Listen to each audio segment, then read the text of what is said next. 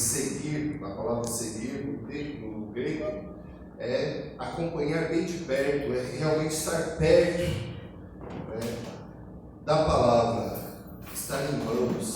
Né? Os irmãos que estão nos acompanhando pelo YouTube, sejam bem-vindos em nome de Jesus. Nos encontramos aqui na rua Padre Pio, número 39. Nossos cultos é às 19 horas, todos os domingos. Sejam bem-vindos para compartilhar essa palavra que vai falar justamente sobre orientação. Igreja, precisamos ser orientados. Estamos falando sobre isso desde o domingo passado e hoje nós vamos continuar e eu terminarei no domingo que vem com o capítulo 3, o capítulo 3. Interessante, né, irmãos, que a igreja aqui tem bastante gente desse lado e aqui tem pouca gente, né? Eu estou torcendo para logo ter bastante gente dos dois lados, em nome de Jesus. Né? É interessante a igreja da gente que costuma aceitar de um jeito que fica sempre todo mundo de um lado só. Mas, irmãos, nós estamos meditando na carta de Paulo a Tito. Só relembrando, Tito é um filho na fé de Paulo. Tito, Timóteo, são dois filhos na fé. Paulo deixa Timóteo em Éfeso e Tito em Creta para organizar a igreja dos cretenses. E Paulo, ele deixa o seu filho lá como pastor para organizar os presbíteros, para organizar a igreja, para ensinar verdadeiros ensinos, porque naquela época já existiam os falsos ensinos, já no primeiro século Jesus tinha acabado de subir aos céus e já existiam ensinos falsos no primeiro século, de cara. Na verdade, se a gente voltar um pouco mais, entre os discípulos já tinha umas brigas assim bem interessantes, né? Um queria ser melhor que o outro, um queria estar à direita, outro à esquerda. A gente vê que o ser humano sempre está do lado errado da história, é incrível, né? Então nós vamos perceber que já no primeiro século já existiam vários problemas na igreja, não é do pessoal do mundo, né, irmãos? Dentro da igreja. E Paulo instrui Tito para organizar a igreja lá em Creta, né? O nosso versículo central, irmãos, será o seguinte, Tito 2, do versículo 7 ao 15, vai dizer o seguinte: torna-te pessoalmente padrão de boas obras. No ensino, mostra integridade, reverência, linguagem sadia e irrepreensível, para que o adversário seja envergonhado, não tendo indignidade nenhuma que dizer a nosso respeito. Exorta e repreende também com toda a autoridade. Ninguém te despreze. Esse é o nosso texto central, que eu vou repetir também no domingo que vem, onde vamos falar de boas obras. Nós falamos no domingo passado que Paulo, nessa carta a Tito, ele inverte as situações. Porque Paulo normalmente ele escreve primeiro as doutrinas e o que deve ser pensado teologicamente, e depois ele fala do cotidiano e dos deveres. Em Tito ele faz ao contrário. Primeiro, no capítulo 1, ele falou sobre os deveres dos presbíteros e das pessoas, como elas devem viver. E no segundo capítulo ele vai falar justamente sobre doutrina. E hoje nós vamos falar muito sobre a graça. A graça de Deus que nos alcançou. Às vezes eu fico me perguntando, irmão, será que a graça realmente nos alcançou? Será que ela realmente te alcançou, você que está assistindo em casa neste momento? Será que sabemos realmente o que é graça? Porque quando nós falamos de graça, a primeira frase que vem à minha mente, pelo menos, é o favor imerecido. Um presente. Como é bom ganhar presentes, né, irmãos? Quem gosta de ganhar presente? Eu adoro ganhar presente. Eu gosto de dar presente também, eu gosto muito de presentear. Ver a reação das pessoas é gostoso, né? É gostoso. Mas ganhar também é muito gostoso, né? É uma delícia, né? Principalmente quando você está esperando, né? Vem uma coisa assim bem... É gostoso ganhar presente. Irmãos, a vida eterna com Deus é o maior presente que nós poderíamos receber. É o maior, não tem como receber presente maior. E o que nós podemos fazer para pagar esse presente? Não tem, por isso que é um favor imerecido. E a graça, ela nos alcançou. E Paulo vai falar no capítulo 2, a partir do versículo 11 e o versículo 12, na verdade a gente vai ler do 11 em diante, até o 15 mais ou menos, e nós vamos perceber algumas coisas interessantes. Vamos ler, deixa eu pegar aqui direitinho os versículos que vamos ler, do versículo 11 ao 15. E nós vamos perceber algumas coisas interessantes sobre a graça, né? Quando nós falamos de presentes, né, vem na nossa mente tanta coisa boa, tanta coisa gostosa que já aconteceu na nossa vida, de receber presentes e de dar presentes. E quando pensamos que esse amor de Deus é o maior presente que podemos ter em nossas vidas, e pensar isso na segunda-feira de manhã, e pensar isso quando estamos fazendo um exame médico, e pensar nisso quando o nosso filho está enfermo. Eu estava comentando com os irmãos que essa semana foi também de muita luta na minha vida. Os 3 filhos, todos com febre, todos de uma vez, todos doentinhos. E como é ruim filho doente, né, irmãos? Como é ruim. Se é com a gente passa, quando é com filho, é horrível. Mas nesses momentos, irmãos, que também devemos lembrar da graça de Deus sobre as nossas vidas. Nesses momentos temos que pensar, irmãos, que mesmo a nossa casa, que está construída sobre a rocha, vai vir as enchentes, vai vir os ventos, vai vir as dificuldades, e nós vamos vencê-las todas no nome de Jesus Cristo. Nós vamos vencer. Mas vamos passar pelo processo. É assim que funciona. Então, irmãos, capítulo 2, versículo 12, vai dizer o seguinte: essa graça nos ensina a abandonarmos a descrença e as paixões mundanas e a vivermos neste mundo uma vida prudente, correta e dedicada a Deus. Enquanto ficarmos esperando o dia feliz em que aparecerá a glória do nosso grande Deus e Salvador Jesus Cristo. Foi Ele quem se deu a si mesmo por nós, a fim de nos livrar de toda a maldade, de nos purificar, fazendo de nós um povo que pertence somente a Ele e que se dedica a fazer o bem. Ensine essas coisas e use toda a sua autoridade para animar e também para repreender os seus ouvintes, e que ninguém despreze você. Nossa, é um texto belíssimo, né? Hoje ele vai começar, irmãos, aqui, hoje nós pegamos essa parte aqui sobre a graça. A graça do Senhor, ela nos ensina a abandonar a descrença e as paixões mundanas e a viver neste mundo uma vida prudente. É interessante, irmãos, essa parte me veio à memória agora. Vivermos uma vida prudente. Uma coisa muito interessante nas nossas vidas, irmãos, é a vida financeira. Me veio à mente agora. Por quê, irmãos? Porque a vida financeira, ela tem muito a ver com o nosso estado emocional. É claro que aqui não acontece, mas quantas pessoas gastam muito mais do que ganham? Quantas pessoas gastam muito mais do que ganham, gastam o seu e gastam o crédito dos outros ainda? Né? Irmãos, nós somos chamados, quando essa graça nos alcança, nós somos chamados para abandonar essas paixões. E muitas vezes é difícil, mulheres.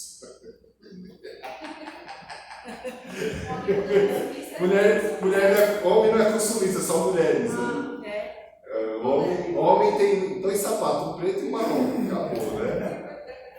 Mas aí quer comprar videogame, mulher videogame, e jogar online ainda, né? Exatamente. Aí o carro. Então, irmãos, é todo mundo que entra nesse bojo, né? É que as mulheres, desde criança, quanta opção tem para a mulher de roupa, de brinquedo, de tudo, né? Eu percebi agora com a Jade. Nossa, para ela tem, infinita possibilidade, né? Mas, irmãos, a palavra de Deus nos chama a atenção para tudo isso que as irmãs falaram, que nós irmãos também falamos, os homens falam das mulheres, as mulheres dos homens, quanto ao consumismo. Por quê, irmãos? Nós vivemos num mundo consumista. Nós vivemos no mundo do amor eros. O que é o amor eros? Eros é o amor que deseja. Muitas vezes nós pensamos em desejo de homem e mulher, mas não é só isso, é qualquer desejo. No grego vai ser eros. Só que o desejo é interessante, ele acaba quando você tem. Né? Imagina, eu quero ter aquele carro, eu quero ter aquele carro. E quando eu tenho carro, acabou o desejo, porque eu tenho. Porque eu tenho. Eu vi ontem, eu comentei hoje na igreja, eu vi ontem um rapaz com um Porsche lá na rua de casa, lá, né? Quanto é o desejo de muita gente, não é o meu desejo particularmente, mas muita gente deseja, né? Um carro desse. Né? Mas, irmãos, muitas vezes é só enquanto você não tem. Porque depois que você tem, não é mais desejo, agora é uma realidade, você tem. E aí os olhos vão desejar outras coisas. E o capitalismo e o consumismo, ele entra justamente aí. Ele é uma fábrica de produzir na gente desejos. Né? Comercial de margarina, você só vai ser feliz se você tiver aquela margarina. Né? Aquela família feliz, de manhã, né? As pessoas já acordam bonita, maquiada, né? Mentira danada. Mas enfim, né? Então, irmãos, o que acontece? A graça, ela nos convida a abandonarmos. Não é que é para viver de qualquer jeito, tá, irmão? Não é isso. Mas abandonarmos as paixões que o mundo está oferecendo para a gente o tempo todo. O mundo oferece paixões o tempo inteiro. Nós temos que tomar cuidado com as paixões que não têm a ver com glorificar a Deus.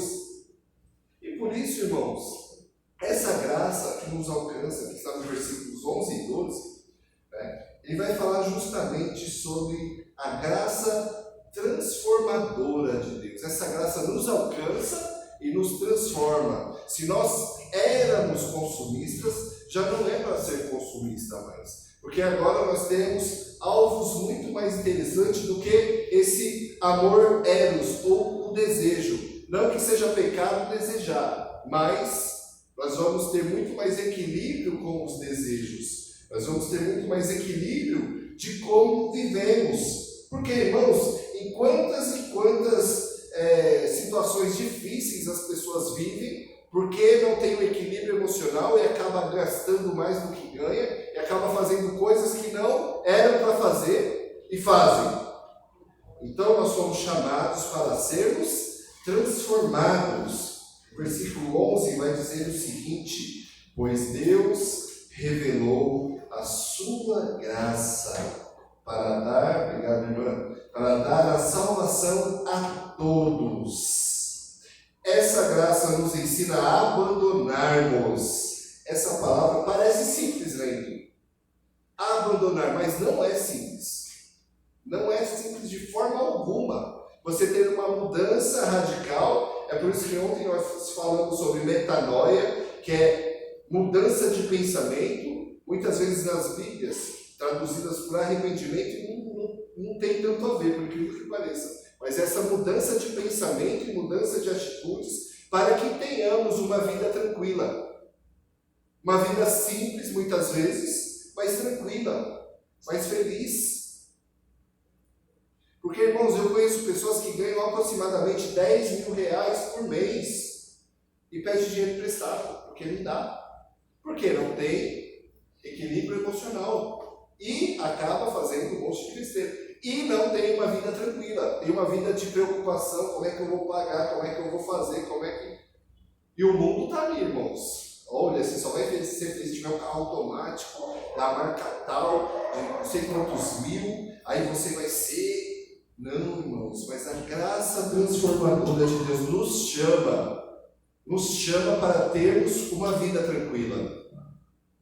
E seremos muito mais felizes quando obedecermos essa palavra.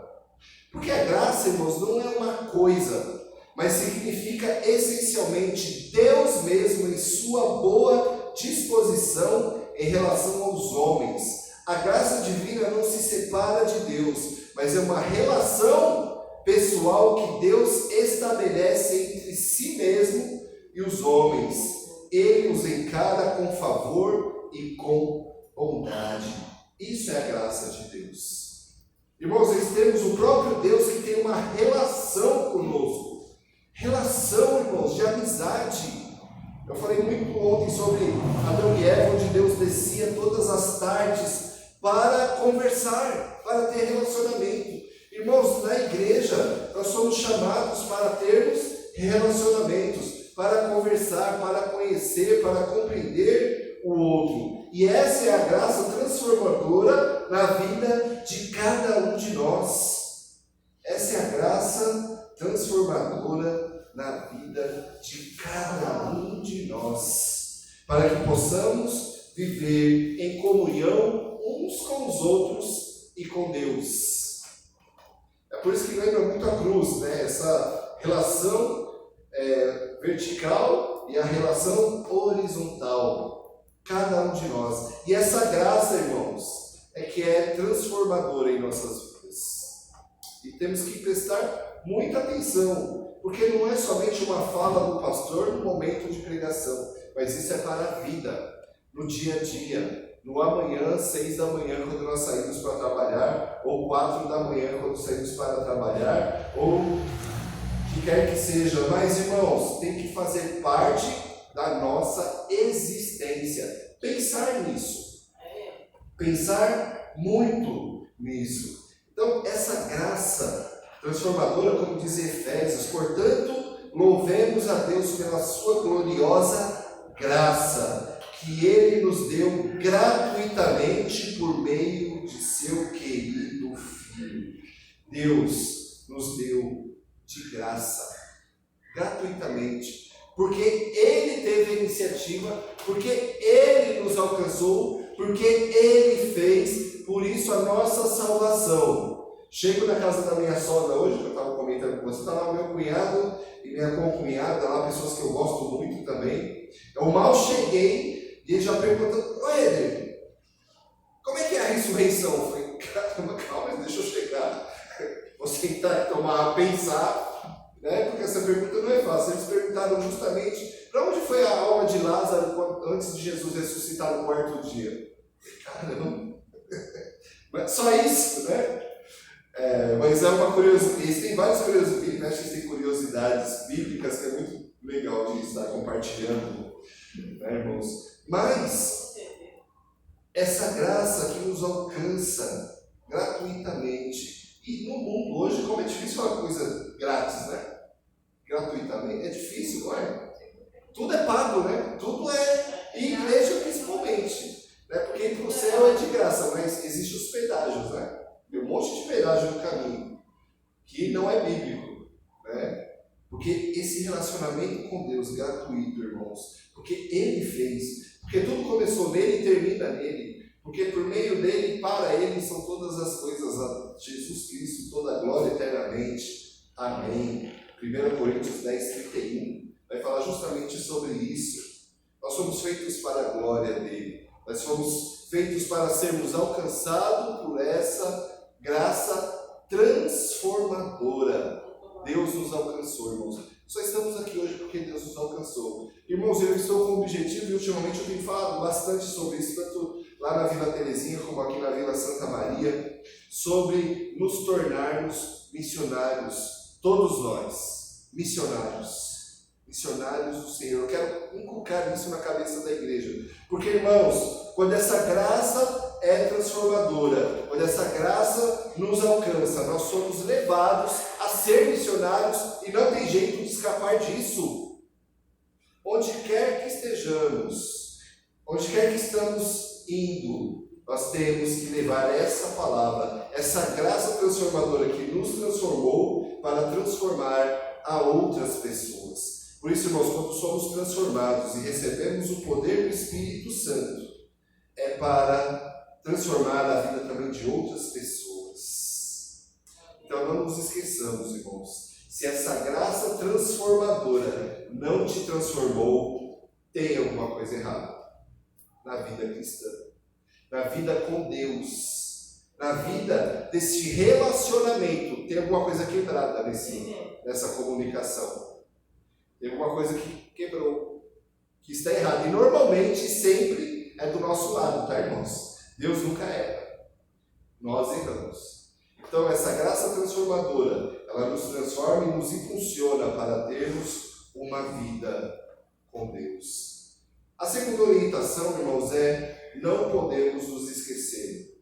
Irmãos, não se esqueça dessa palavra. Versículos 13 e 14, que diz assim: enquanto ficamos esperando o dia feliz em que aparecerá a glória do nosso grande Deus e Salvador Jesus Cristo.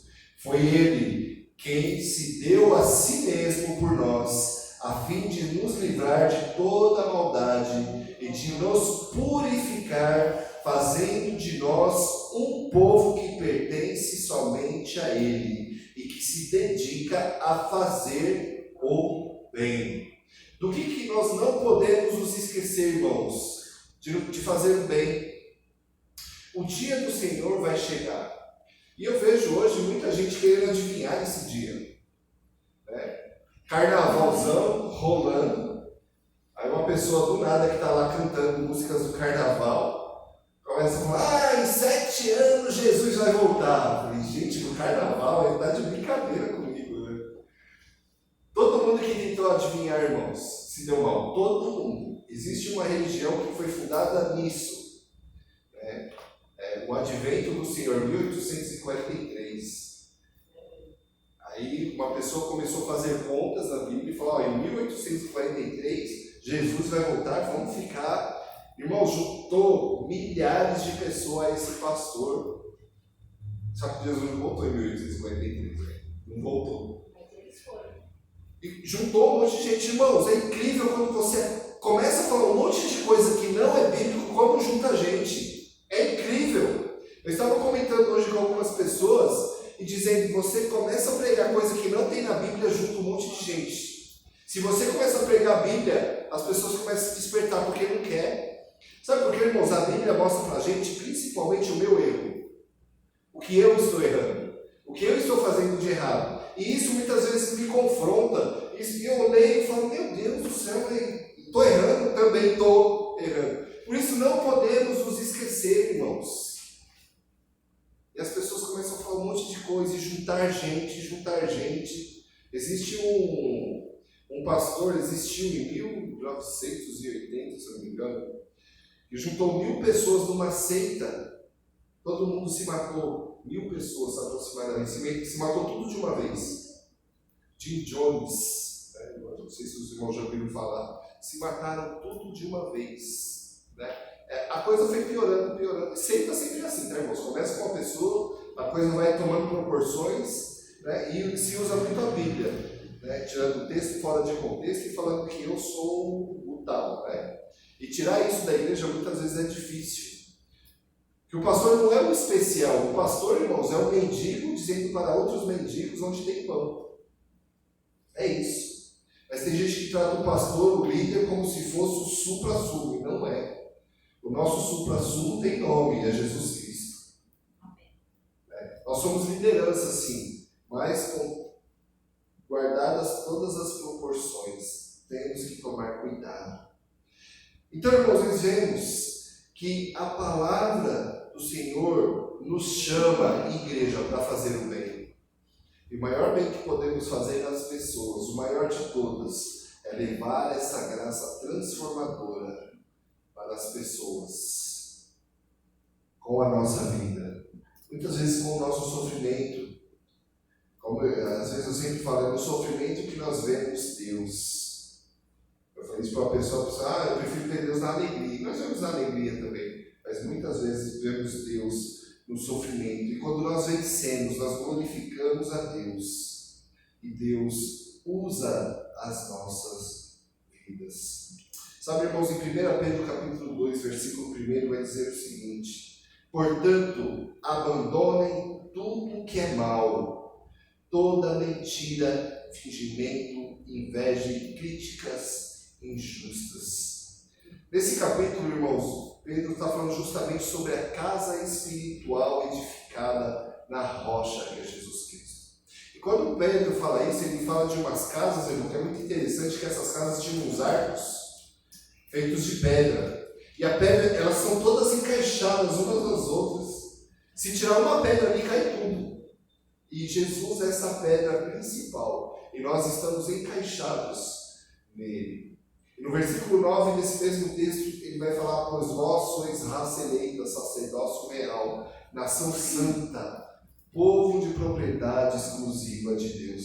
Por que eu estou pregando ultimamente, irmãos, tanto sobre devemos nos tornar missionários? porque somos chamados para proclamar as virtudes daquele que nos chamou das trevas para a sua maravilhosa luz. Nós nunca fomos chamados para nos calar, para guardar essa palavra para nós mesmos, para sermos agentes secretos.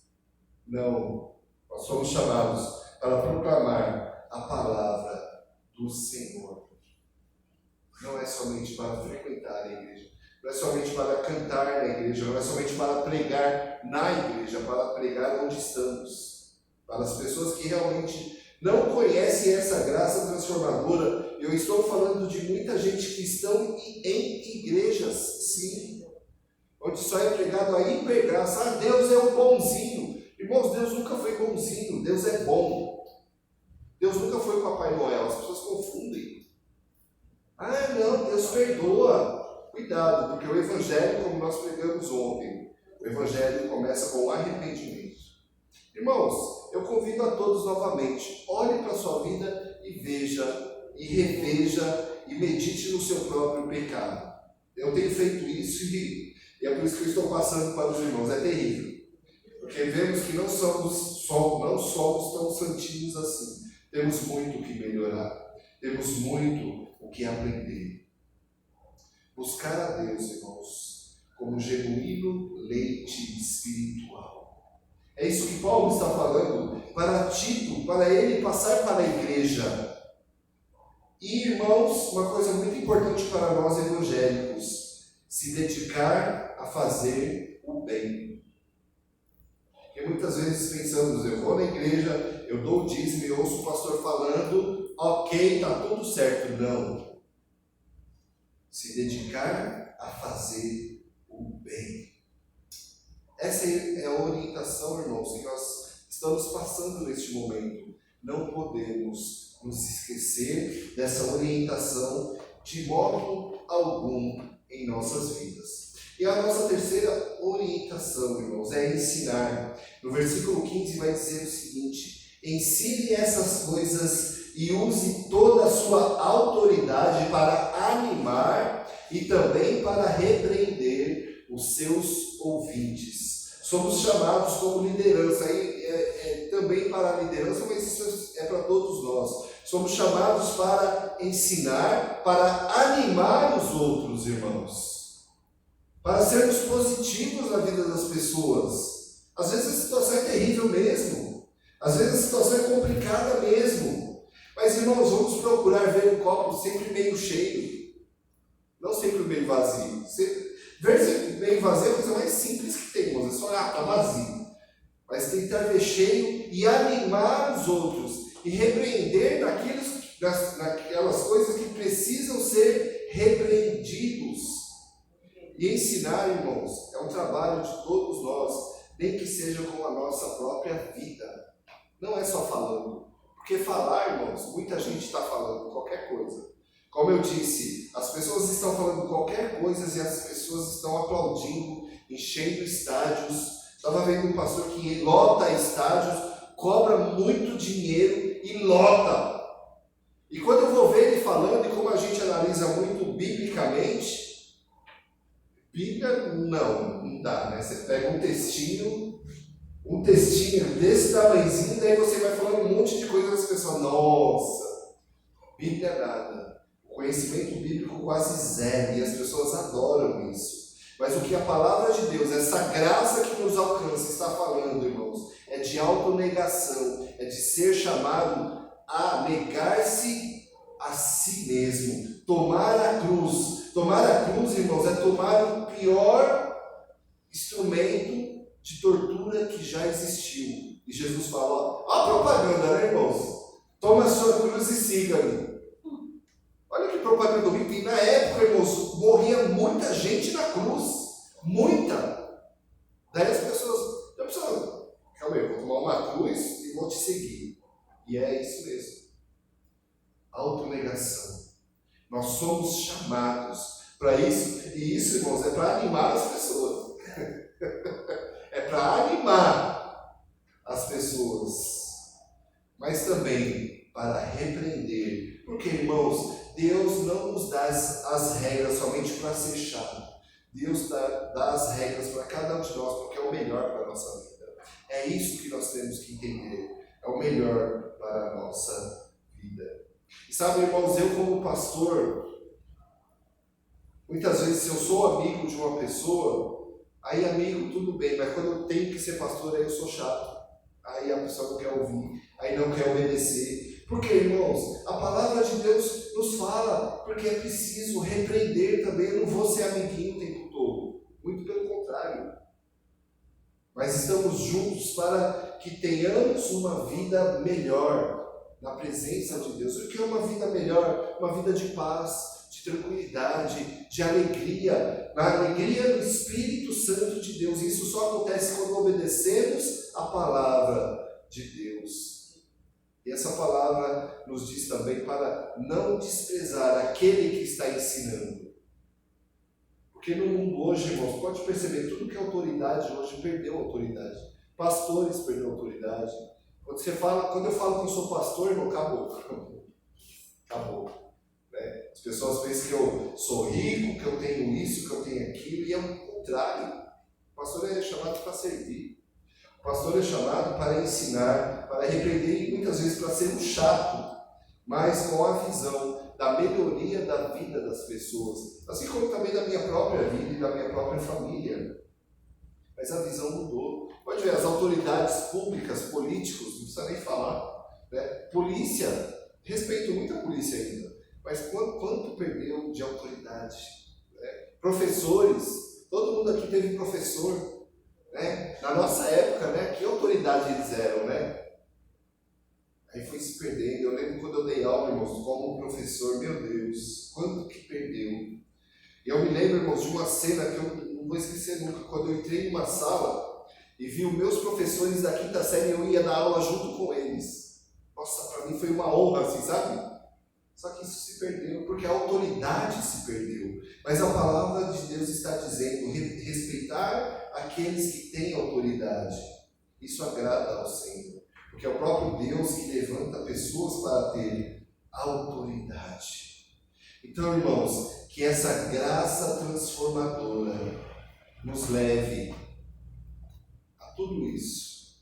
A ensinar, a repreender, a ser repreendido, a autonegar-se, a tomar a nossa cruz e segui-lo. E pode ter certeza que nós teremos esperança de dias melhores com Deus, com o Senhor, dias de cura. Como é bom nós nos reunirmos e orarmos por aqueles que estão enfermos. Como é bom isso! E cientificamente é interessante, né, irmãos? Porque cientistas fizeram pesquisa sobre quem ora e sobre quem recebe oração. Porque quem ora, tipo, é o meu cérebro, então eu estou orando, pode fazer bem para mim. Mas eles chegaram à conclusão que a pessoa que não sabia que estava recebendo oração, melhorava também. Isso é cientificamente comprovado, é interessante isso. Né? Então, irmãos, como é bom nós podermos contarmos com o Senhor de todo o universo. Como eu disse ontem, que agora está dentro de cada um de nós. Mas não é para ficar parado. O Espírito Santo, ele é dunamis. Né? É onde vem a palavra dinamite. Né? Onde é a palavra que ele se move, ele se mexe, ele explode, ele sai. Isso é para cada um de nós, essa igreja. Para seguirmos, e para fazermos, e para sermos, tudo para a glória do Senhor, por causa da graça dele mesmo, que nos alcançou. A ele toda a honra, a ele toda a glória, e a ele todo o louvor, em nome de Jesus Cristo. Amém? Amém. Vamos estar orando, Senhor Deus e Pai, te louvo por essa congregação. Que estamos aqui, Senhor Deus, aprendendo da sua graça, Senhor Deus, aprendendo, Senhor Deus, que devemos te obedecer por meio da sua palavra, Senhor Deus, porque a sua palavra é libertadora, a sua graça nos restaurou. Pai eterno, que sejamos missionários do Senhor e levemos essa graça transformadora a todas as pessoas. Que nós oramos e te agradecemos. Em nome de Jesus Cristo. Amém.